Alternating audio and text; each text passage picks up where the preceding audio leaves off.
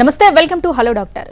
ఎన్నో జీవితాలు మంచానికి అంకితం అనుకున్నా వారి జీవితాలను తమ అత్యాధునిక చికిత్స ద్వారా ఆనందప్రాయం చేసిన వెల్నాక్స్ rehabilitation centre founder and managing director doctor Swathi Prathipati గారు మనతో ఉన్నారు. వారిని అడిగి వివరాలు తెలుసుకుందాం. మీరు కూడా డాక్టర్ స్వాతి గారితో మాట్లాడాలి అనుకుంటే స్క్రీన్ మీద డిస్ప్లే అవుతున్న నెంబర్కి కాల్ చేసి డాక్టర్ గారితో లైవ్లో మాట్లాడొచ్చు. Hello doctor, welcome to our studio. నమస్తే అండి. ఫస్ట్ ఈ వెల్నాక్స్ రీహాబిలేషన్ సెంటర్ అంటే ఏంటి, అసలు ఇది స్టార్ట్ చేయాలి అనే థాట్ మీకు ఎలా వచ్చింది? సో రీహాబిలిటేషన్ సెంటర్ కాన్సెప్ట్ యుఎస్లో అబ్రాడ్లో పాపులర్ అండి. ఇండియాలో ఇప్పుడిప్పుడే అవేర్నెస్ పెరుగుతుంది, ఎస్పెషల్లీ హైదరాబాద్లో ఎక్కువ అవేర్నెస్ వచ్చింది.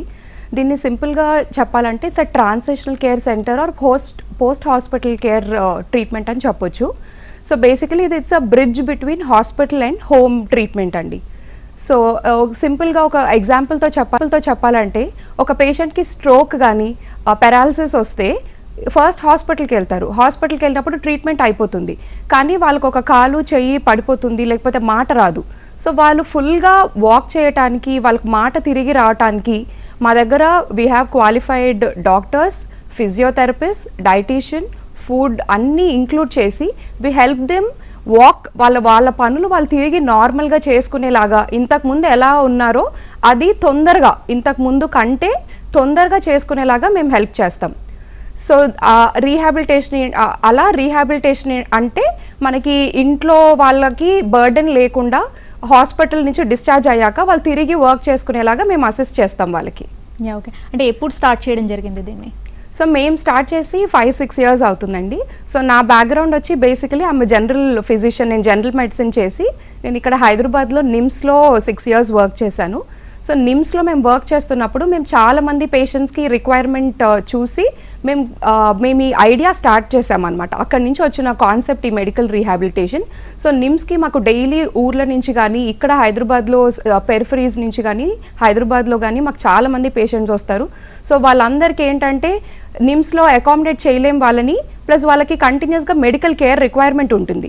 సో అలాంటి వాళ్ళు మమ్మల్ని చాలామంది వచ్చి మేము ఊరికి వెళ్ళలేము, అక్కడంత ఫెసిలిటీ ఉండదు ట్రీట్మెంట్ చేయించుకోవడానికి, మేమంతా అఫోర్డ్ చేయలేము, ఇక్కడే ఏదైనా ప్లేస్ ఉంటే మీరు చెప్పండి అని చాలామంది రిక్వెస్ట్ చేసేవాళ్ళు. సో అక్కడి నుంచి మేము ఈ ఐడియా తీసుకొని ఈ మెడికల్ రీహాబిలిటేషన్ అనే కాన్సెప్ట్ కాస్ట్ ఎఫెక్టివ్గా పేషెంట్స్కి ట్రీట్మెంట్ వైజ్ అందుబాటులో ఉండి ఈజీగా చేయడానికి మాకు నిమ్స్ నుంచి వచ్చిన ఐడియా తోటి స్టార్ట్ చేసామన్నమాట. ఇది 6 years అవుతుంది మేము ఈ కాన్సెప్ట్ స్టార్ట్ చేసి. గుడ్. అంటే ఈ రీహాబిలిటేషన్ సెంటర్కి హాస్పిటల్కి డిఫరెన్స్ ఏంటి? సో మీరు అడగొచ్చు హాస్పిటల్లోనే ఉండొచ్చు కదా, రీహాబ్ సెంటర్కి ఎందుకు రావాలి అని చెప్పి. సో ఇప్పుడు హాస్పిటల్లో తీసుకుంటే ఇప్పుడు మీకు ఒక సర్జరీ కానీ లేకపోతే ఏదైనా ప్రొసీజర్ ఆర్ ఇమీడియట్ రిక్వైర్మెంట్ ఉంటే వెళ్తారు హాస్పిటల్కి. సో అది అయిపోయినాక జనరలీ డాక్టర్స్ కానీ ఎవరు హాస్పిటల్లో ఎక్కువ రోజులు ఉండటాన్ని అడ్వైస్ చేయరు, ఎందుకంటే హాస్పిటల్లో ఇన్ఫెక్షన్ రిస్క్ ఉంటుంది, వేరే పేషెంట్స్ని ఇంకా సీరియస్గా ఎమర్జెన్సీస్తో వేరే వాళ్ళు వస్తారు. సో మీకు ఆ హాస్పిటల్ ఎన్విరాన్మెంట్ అండ్ ఇన్ఫ్లుయెన్స్ ఎక్కువ ఉంటుంది. అదే రీహాబ్ సెంటర్ తీసుకుంటే ఇది మీకు హోమ్లో ఉన్న ఫీలింగ్ ఉంటుంది. ఇక్కడ మీకు హాస్పిటల్ ఎన్విరాన్మెంట్ ఉండదు, ఇన్ఫెక్షన్స్ రిస్క్ తక్కువ ఉంటుంది, ప్లస్ పేషెంట్స్ని చూడాలంటే మేము విజిటర్స్ని అలో చేస్తాం, మీకు ఇంట్లో కావాల్సిన ఫెసిలిటీస్ అన్నీ మేము రీహాబ్తో ప్రొవైడ్ చేస్తాం. ఇంకా అడ్వాంటేజ్ ఏంటంటే మీకు చూసుకోవడానికి ఎవరైనా లేకపోతే మేము అటెండర్ని కానీ పేషెంట్ని చూసుకోవడానికి ప్రొవైడ్ చేస్తాం, నర్సింగ్ కేర్ ఉంటుంది, డాక్టర్ ఏదైనా ఎమర్జెన్సీ వస్తే మీరు ప్రైమరీ హాస్పిటల్కి వెళ్ళాల్సిన పని ఉండదు, మన దగ్గర 24/7 డాక్టర్స్ ఉంటారు, ఐసీయూ కూడా ఉంది. ఒకవేళ పేషెంట్ సిక్ అయితే వేరే వాళ్ళు ఇమీడియట్గా హాస్పిటల్కి వెళ్ళాల్సిన అవసరం లేకుండా మనమే ట్రీట్ చేస్తాము. సో అన్ని రకాల ఫెసిలిటీస్ ఇక్కడ ఉంటాయి కాబట్టి పేషెంట్ రికవరీకి ఈజీ ఉంటుంది అండ్ ఇన్ఫెక్షన్ రిస్క్ కూడా చాలా తక్కువ ఉంటుంది. ప్లస్ హాస్పిటల్కి రీహాబ్కి మెయిన్ డిఫరెన్స్ ఏంటంటే డ్యూరేషన్ ఆఫ్ స్టే అండి. ఇప్పుడు హాస్పిటల్ మీరు ఎవరైనా చూస్తే సర్జరీ అయిపోయినాక ఎంత తొందరగా వెళ్ళిపోదామని చూస్తారు, ఎక్కువ రోజులు ఉండటానికి ఇష్టపడరు. రీహాబ్లో ఆ మినిమం డ్యూరేషనే 1 month 2 months. మాకు హైయెస్ట్ ఉన్న పేషెంట్ ఇప్పటికి 1.5 years ఉన్నారు, కంప్లీట్గా రికవర్ అయ్యి వెళ్ళారు. సో లాంగ్ స్టే ఉండటానికి హోమ్ ఎన్విరాన్మెంట్లో ఉంటుందన్నమాట రీహాబ్. సో మెయిన్ అది డిఫరెన్స్ ఉంటుంది హాస్పిటల్కి రీహాబిలిటేషన్ సెంటర్కి. ఓకే, అంటే మీ రీహాబ్ సెంటర్స్కి ఎవరెవరు వస్తారంటే ఆల్కహాలిక్ పర్సన్స్, స్మోకర్స్ కూడా వాళ్ళు వస్తారా? ఓకే, సో మనకున్న జనరల్లీ పీపుల్ ఏమనుకుంటారంటే రీహాబిలిటేషన్ అనగానే ఈ ఆల్కహాల్ కానీ లేకపోతే స్మోకింగ్ నుంచి డీ అడిక్షన్ కానీ, సో అలాంటి వాళ్ళకే రీహాబ్ అని థాట్లు చాలామంది ఉంటారు. మాకు ఇప్పటికీ కూడా మా కస్టమర్ కేర్ నంబర్కి జనరలీ కాల్స్ వచ్చి ఇట్లా ఆల్కహాల్కి అడిక్ట్ అయిపోయారు, మీ దగ్గరకు పంపించవచ్చా అని మాకు కాల్స్ వస్తుంటాయి ఎక్కువ. కానీ అది ఎంటైర్లీ డిఫరెంట్ కాన్సెప్ట్ అండి. మేము ఇక్కడ we don't take in smoking అని, alcohol or drug de addiction చేయము. ఇది మెడికల్గా అసిస్టెన్స్ అవసరం ఉన్న వాళ్ళందరికీ, అలాంటి మెడికల్ కండిషన్స్ ఉన్న వాళ్ళని మేము ట్రీట్ చేస్తాము. అండ్ ఇది ఏజ్ గ్రూప్ కూడా తీసుకుంటే మీరు ఇంకొంతమంది ఏమనుకుంటారంటే ఇది ఓన్లీ ఎల్డర్లీ వాళ్ళకి, పెద్ద వాళ్ళకి, సపోర్ట్ అవసరమైన వాళ్ళకే హెల్ప్ అవుతుందని అనుకుంటారు. సో అలా చూసుకుంటే మాకు 6 to 8 months పిల్లల నుంచి 80-90 years వాళ్ళ దాకా వీ కేటర్ టు ఎవ్రీబడి అండి. ఇప్పుడు పిల్లల్లో కూడా మీరు చూస్తే ఈ కోవిడ్ తర్వాత చాలా డెవలప్మెంటల్ డీలేస్ కానీ, మైండ్ డెవలప్మెంట్ లేకపోవటం కానీ, మాట సరిగ్గా రాకపోవటం కానీ, చాలా కండిషన్స్ అండ్ ఇవి ముందు ఉండేవి కానీ ఇప్పుడు ఇంకా ఎక్కువైంది కోవిడ్ తర్వాత. సో అలాంటి పిల్లలకి వాకింగ్ దగ్గర నుంచి, వాళ్ళకి మాటలు సరిగ్గా నేర్పించడం దగ్గర నుంచి మన దగ్గరికి అన్ని ఏజ్ గ్రూప్ ఆఫ్ పేషెంట్స్ వస్తుంటారు. సో అలాగే మీరు చూసుకుంటే మిడిల్ ఏజ్ గ్రూప్, యంగ్ గ్రూప్లో కూడా ఈరోజు మీరు చూస్తే బాడీ మీద ఫోకస్ కానీ, లేకపోతే జిమ్స్కి వెళ్ళటం కానీ ఎక్కువ ఉంది పేషెంట్స్కి, జనరలీ పబ్లిక్కి. సో మీరు జిమ్స్కి కానీ వీటికి వెళ్ళి ప్రాపర్ ట్రైనింగ్లో చేస్తే పర్వాలేదు. లేదంటే ఏదో ఒక ఇంజురీస్ కానీ, లేకపోతే బ్యాక్ ప్రాబ్లమ్స్ కానీ, సర్జరీస్ కానీ ఎక్కువ అవుతున్నాయి ఈ మధ్య మేము నోటీస్ చేసింది. స్పోర్ట్స్ ఎక్కువ ఆడుతున్నారు పీపుల్, స్పోర్ట్స్ ఇంజురీస్ ఎక్కువ అవుతున్నాయి. సో అలాంటి యంగ్ వాళ్ళకి స్పోర్ట్స్ ఇంజురీస్ కానీ, లేకపోతే back surgeries or back pain వచ్చిన తర్వాత మళ్ళీ మీరు తిరిగి ఆ ముందు మీరు ఎలా ఆడేవాళ్ళో, లేకపోతే మీరు ముందు ఎలా ఎక్సర్సైజ్ ఆర్ జిమ్ చేసేవాళ్ళో చేయాలంటే కంపల్సరీ రీహాబ్ కానీ, ఫిజియోథెరపీ కానీ అవసరం. సో మేము ఇక్కడ ఆ ఏజ్ గ్రూప్ వాళ్ళని టార్గెట్ చేస్తాం, పెద్ద ఏజ్ గ్రూప్ ఎల్డర్లీ వాళ్ళకు కూడా టార్గెట్ చేస్తాం. సో అన్ని ఏజ్ గ్రూప్స్, పిల్లల నుంచి పెద్దవాళ్ళ దాకా అందరికీ హెల్ప్ ఉంటుంది రీహాబిలిటేషన్ అనేది. అంటే మీరు ఎలాంటి సర్వీసెస్ని ప్రొవైడ్ చేస్తారంటే లైక్ ఏ ప్రాబ్లమ్స్కి ట్రీట్ చేస్తారు? లైక్ కార్డియాక్, పల్మనరీ, న్యూరో వీటన్నింటికి కూడా ట్రీట్ చేస్తారా మీరు? యా, సో మీరు ఎట్లా హాస్పిటల్స్లో మల్టీ స్పెషాలిటీ హాస్పిటల్స్ అని చెప్తారో, మేము రీహాబిలిటేషన్లో మల్టీ స్పెషాలిటీ రీహాబ్ అని చెప్తాం. సో ఇక్కడ మాకు ఆర్థో, ఎస్పెషల్లీ మీరు ఇప్పుడు చూస్తే మీరు చాలామందికి నీ సర్జరీస్, మోకాళ్ళు అరిగిపోయాయని మోకాళ్ళ ఆపరేషన్ చేయించుకున్న వాళ్ళు చాలామంది ఉంటారు. వాళ్ళందరికీ బాత్రూమ్కి వెళ్ళే దగ్గర నుంచి, ఫుడ్ తినటం, వాక్ చేయటం దగ్గర నుంచి చాలా హెల్ప్ అవసరం ఉంటుంది. సో ఇలాంటి ఆర్థో కేసెస్ కానీ, బ్యాక్ సర్జరీస్ అయిన వాళ్ళకి ఆర్థో రీహాబ్ ఉంటుంది మన దగ్గర. పల్మనరీ రీహాబ్ నీడ్ ఎక్కువ కోవిడ్ తర్వాత ఎక్కువ పెరిగింది. ఎంతమంది సెకండ్ ఆర్ ఫస్ట్ కోవిడ్ వేవ్లో ఎఫెక్ట్ అయిన వాళ్ళకి lung capacity or lung functioning ఇంకా ముందు ఉన్నంత నార్మల్గా అవ్వలేదు. సో వీళ్ళకి ఏంటంటే we assist them with breathing techniques కానీ, లేకపోతే లంగ్కి స్పెషల్గా ఎక్సర్సైజెస్ ఉంటాయి to improve your breathing capacity improve చేయడానికి. సో అది కార్డియాక్ రీహాబ్ ఉంది మన దగ్గర. మీరు కార్డియాక్ యాంజియో కానీ, బైపాస్ అయిన వాళ్ళు చూస్తే వాళ్ళ యాక్టివిటీ ఇంతకు ముందు కంటే కొంచెం తక్కువ ఉంటుంది.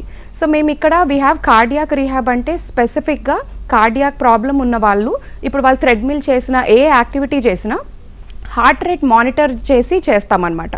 సో ఇప్పుడు మీరు చూస్తున్నారు చాలామంది యాక్టర్స్కి కానీ, చాలామంది ఫిట్గా ఉన్నవాళ్ళు, హెల్దీగా ఉన్నవాళ్ళు సడన్గా స్ట్రోక్స్ వచ్చి, హార్ట్ అటాక్స్ వచ్చి, ఈవెన్ డెత్స్ అయిన కేసెస్ కూడా మనం చూస్తున్నాం.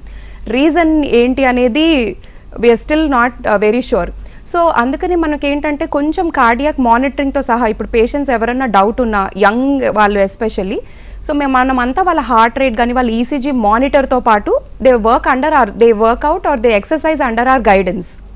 ఇంకా మీరు చూస్తే ఆంకాలజీ, ఇప్పుడు క్యాన్సర్ పేషెంట్స్ కూడా చాలామందికి మెడికేషన్ అవసరం ఉంటుంది.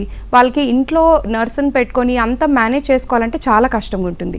సో మేము ఆంకాలజీ కేసెస్ కూడా తీసుకుంటాం. వాళ్ళకి ఆ లాస్ట్ స్టేజెస్లో ఆ పాలియేటివ్ మెడిసిన్స్ ఇవ్వటం కానీ, ట్రీట్మెంట్ చేయటం కానీ, we help them in assisting in all these services అనమాట. సో ఒక విధంగా చెప్తే ఈ డిపార్ట్మెంట్ లేదు అనేది కాదు. వెల్నాక్స్ it's a multi speciality rehab. A problem ఉన్నా, కార్డియాక్, పల్మనరీ, లంగ్, క్యాన్సర్, ఏ డిపార్ట్మెంట్లో ప్రాబ్లం ఉన్నా we treat everybody. అంటే మెయిన్ ఈ పెరాలసిస్ వచ్చిన వాళ్ళకి మీరు ఎలా ట్రీట్ చేస్తారు రీహాబ్ సెంటర్లో? మళ్ళీ వాళ్ళు నార్మల్ స్టేజ్కి వచ్చే ఛాన్సెస్ అలా ఏమైనా ఉంటాయా? ఎస్. సో పెరాలసిస్ వచ్చిన వాళ్ళలో మెయిన్ మేము చూసేది ఏంటంటే మాట పడిపోతుంది చాలామందికి. సో కాలు చేయి పడిపోవటం అది కూడా ఉంటుంది. కొంతమందికి కంప్లీట్లీ లెగ్స్ మొత్తం పెరాలసిస్ అయిపోతుంది, పారాప్లీజియా అంటాం. లేకపోతే 4 limbs, ఆర్మ్స్ అండ్ లెగ్స్ 2 పడిపోతే క్వాడ్రిప్లీజియా అంటాం. సో ఇట్లా డిఫరెంట్ కండిషన్స్తో వాళ్ళు వచ్చినప్పుడు ఏంటంటే అది వాళ్ళకి సడన్గా ఇప్పుడు మీరే ఊహించుకుంటే సడన్గా రోజు యాక్టివ్గా తిరిగే వాళ్ళు ఒక్కసారికి బెడ్ రిడన్ అయిపోతే మీరు ఆ ఫీలింగ్ ఇమాజిన్ చేసుకోవచ్చు వాళ్ళకి అది ఎంత డిప్రెసింగ్గా ఉంటుందో. మాట్లాడే వాళ్ళు కూడా సడన్గా మాట నత్తిగా రావటం కానీ కంప్లీట్లీ మాట పోవటం కూడా చాలా బాదరింగ్గాను ఇబ్బందిగా ఉంటుంది పేషెంట్స్కి.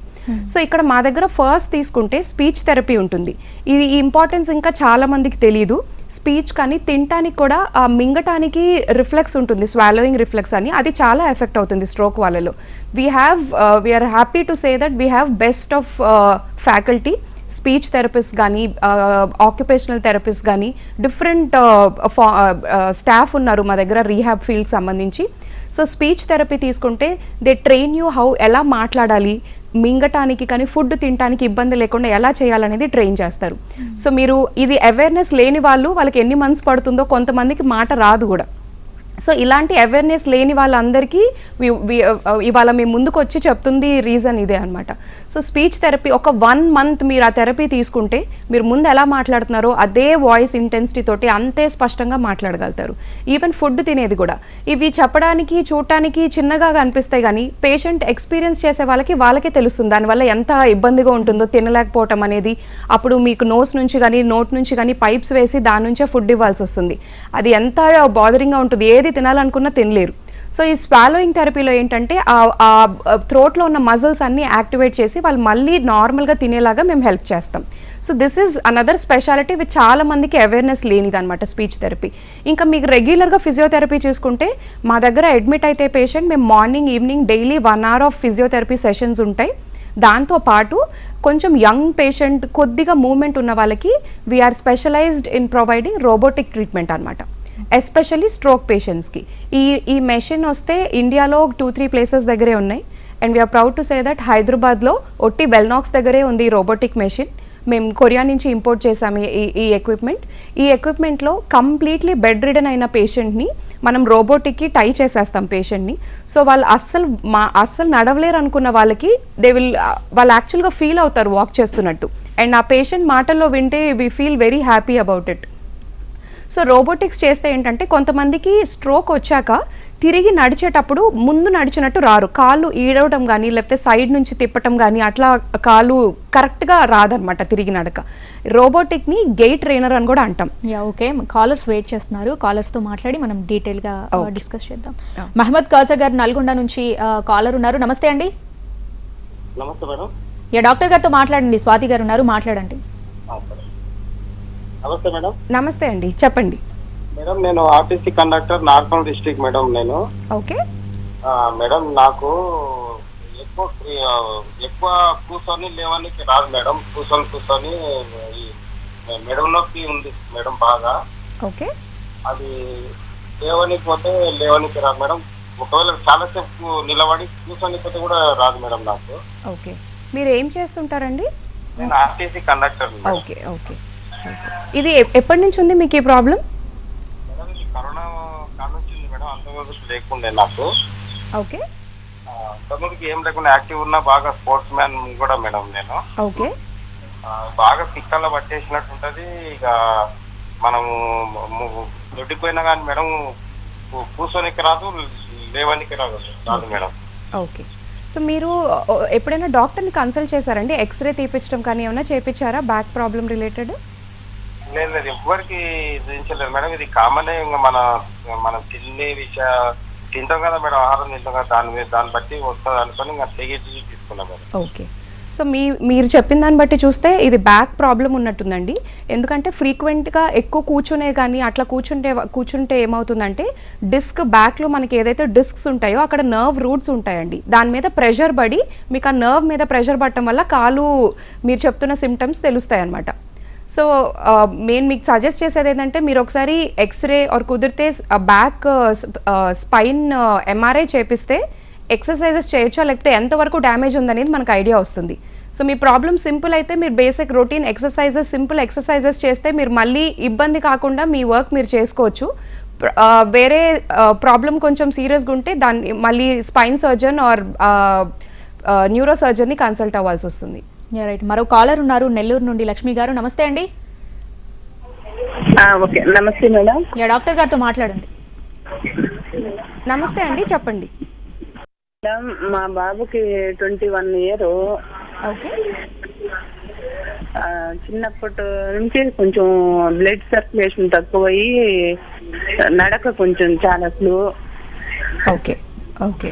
హ్యాండ్ కూడా సరిగా రాదు, రైట్ హ్యాండ్. ఓకే. ఇది సెరిబ్రల్ పాలసీ అని ఏమైనా చెప్పారండి? అంటే డయాగ్నోసిస్ ఏమైనా చెప్పారా? చెప్పారు చెన్నైలో డాక్టర్స్. మేడం, అంటే మీరు చూపించారా డాక్టర్ దగ్గర? కండిషన్ ఏంటి ఏమన్నా చెప్పారా మీకు? చెన్నైలో చూపించాం మేడం, కంచికామకోటి విశ్వనాథ్ డాక్టర్ దగ్గర. ఓకే. ఫిజియోథెరపీ చేయిస్తే రికవర్ అవ్వద్దని చెప్పారు. ఓకే. మీరు చేపిస్తున్నారండి ఫిజియోథెరపీ? చిన్నప్పుడు కొంతవరకు చేపించాను మేడం. తర్వాత మాది పల్లెటూరు, నెల్లూరు దగ్గర, వీలు కాలేదు. ఇప్పుడు ఈ ప్రాబ్లం కి మీరేమన్నా చూడగలరా? తప్పకుండా అండి. సో ఈ ఏజ్ గ్రూప్ వాళ్ళని మేము ఎక్కువ ఫోకస్ చేసేది, ఎందుకంటే వాళ్ళకి చాలా ఫ్యూచర్ ఉంది. సో వాళ్ళు కరెక్ట్గా ఫిజియోథెరపీ చేసి రోబోటిక్స్ కానీ, అవసరమైతే మా దగ్గర ఆక్వాథెరపీ కూడా ఉంది. ఈ సర్వీసెస్ యూజ్ చేసుకుంటే తను కంప్లీట్గా నార్మల్ అయ్యే ఛాన్సెస్ కూడా ఉన్నాయి.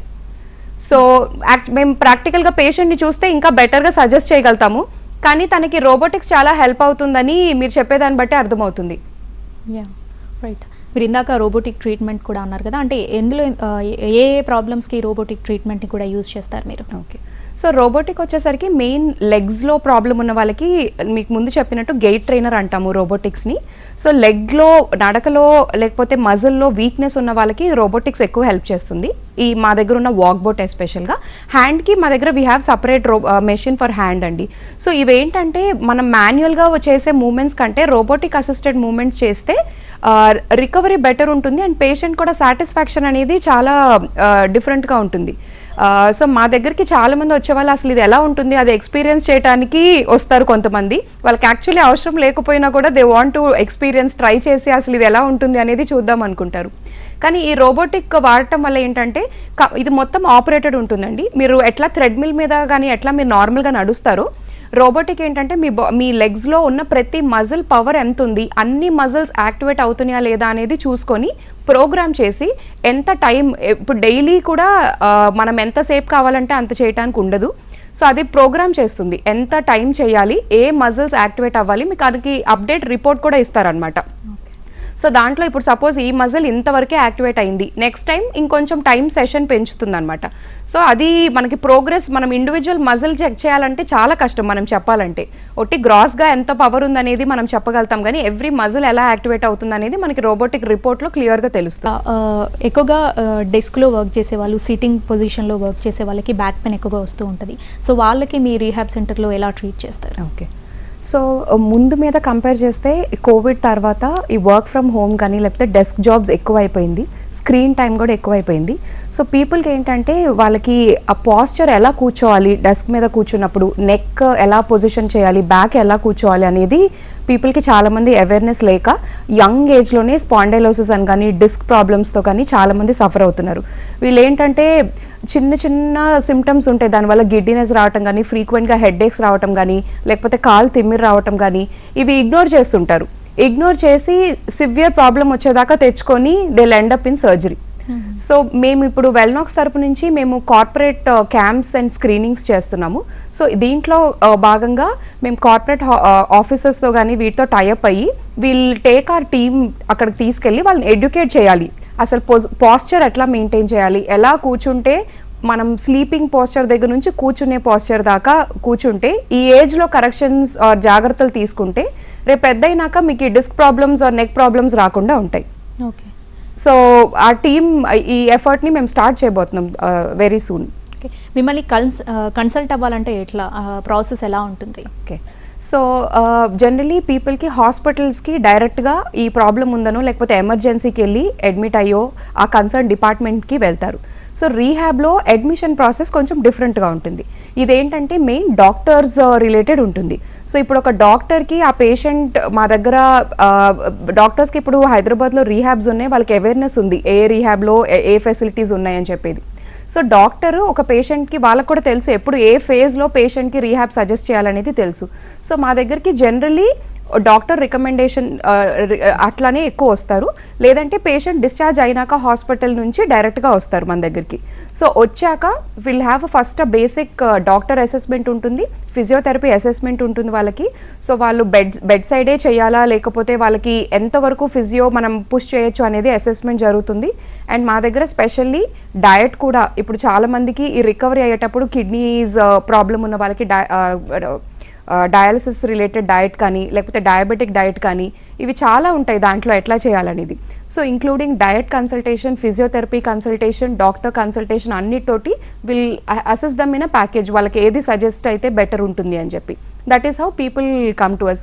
కొంతమంది డైరెక్ట్గా ఇప్పుడు వెబ్సైట్ చూసి కానీ లేకపోతే ఆన్లైన్ నుంచి డైరెక్ట్గా వస్తారు. ఈవెన్ అలా వచ్చినా కూడా we take their entire history and we will suggest their programme.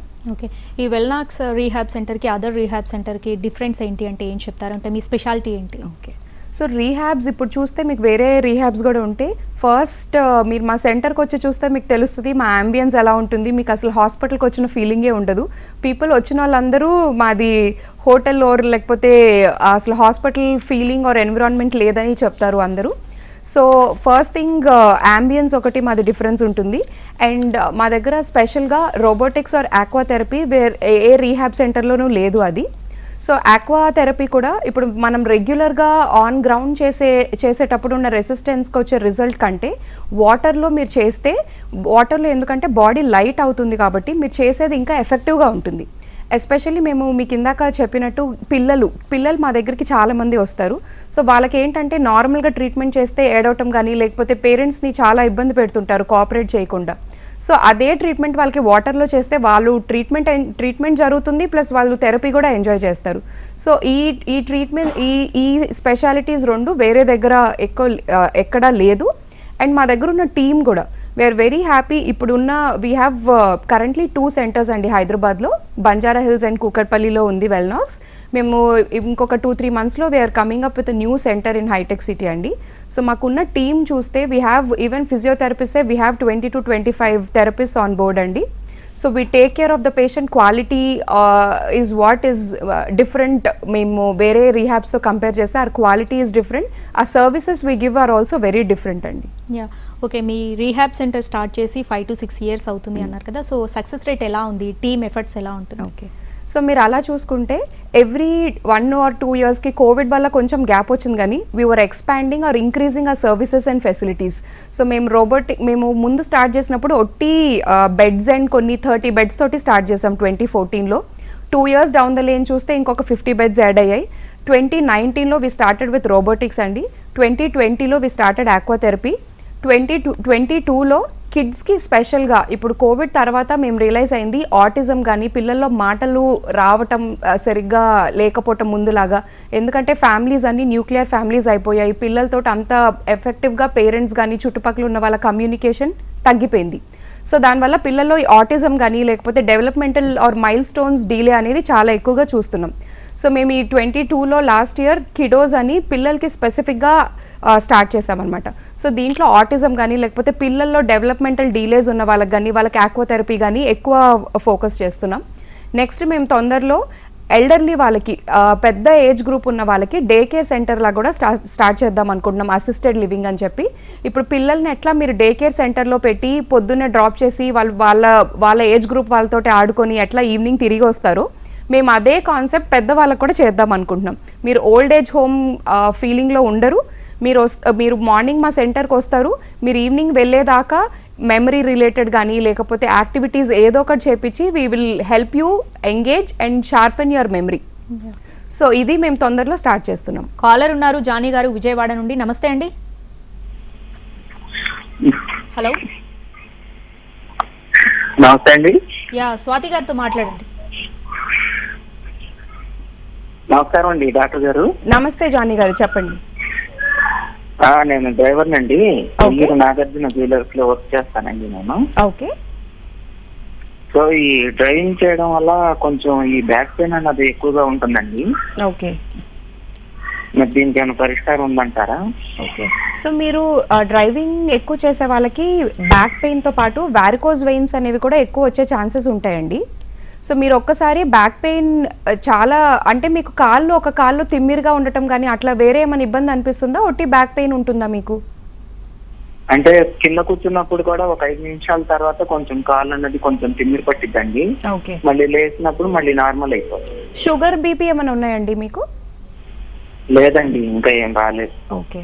So మీరు ఒక్కసారి బ్యాక్ ఒకసారి ఎక్స్రే తీయించుకొని స్పైన్ అండ్ డిస్క్స్ ఎట్లా ఉన్నాయో ఒకసారి స్టేటస్ చెక్ చేసుకొని ఫిజియో చేస్తే మీకు బెటర్గా ఉంటుందండి. ఫిజియోథెరపీ చేయాల్సి వస్తుంది మీరు. రైట్ డాక్టర్ గారు, మా స్టూడియోకి వచ్చి సలహాలు సూచనలు అందించినందుకు థ్యాంక్ యూ. Thank you. ఇది వాటి హలో డాక్టర్. నమస్తే.